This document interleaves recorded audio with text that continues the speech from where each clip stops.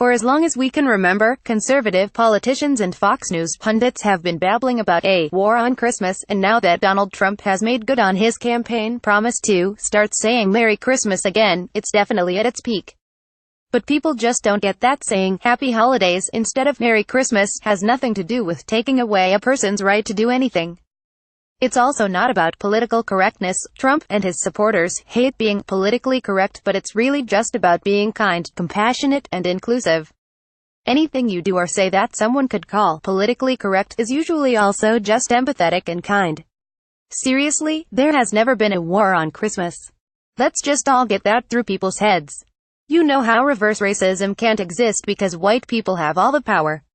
Think of it like that. Christian, European traditions are pretty much the law of the land when it comes to holidays.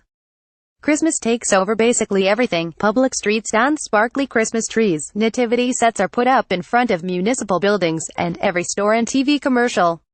Hell, even the Google Doodle celebrates Christmas for an entire month. According to the Pew Research Center, 81% of non-Christians celebrate Christmas just because. There are other religious holidays that other cultures celebrate during the Christmas season, primarily because they wanted to give their communities something to celebrate while all of the Christian mayhem was going on.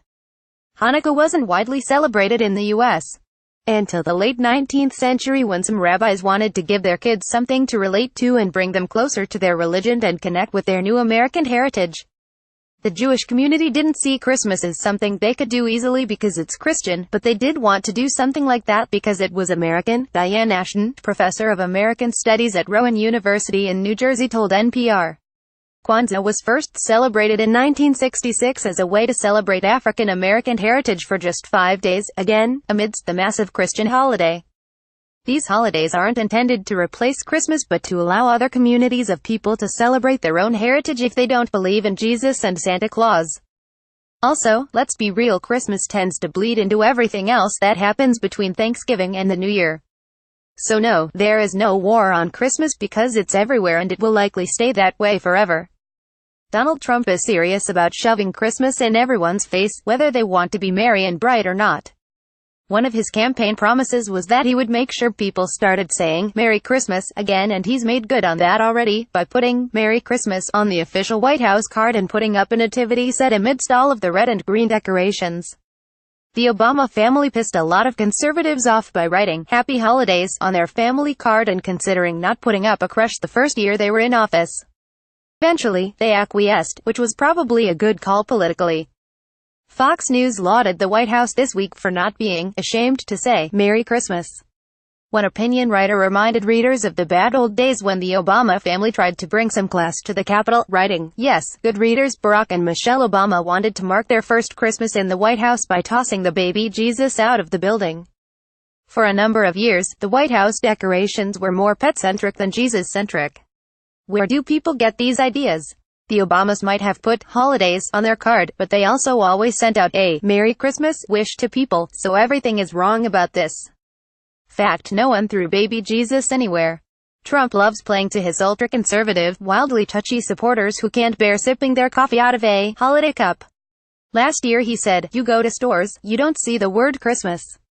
It says Happy Holidays all over. I say, where's Christmas? I tell my wife, don't go to those stores.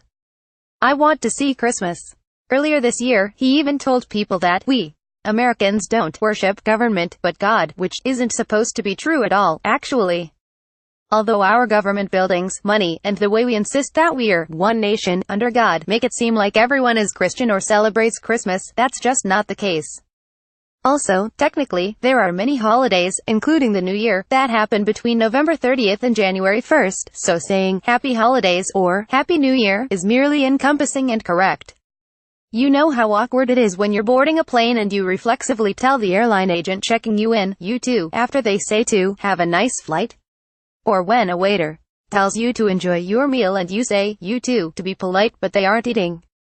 That's kind of what you're doing if you just say Merry Christmas to everyone you see.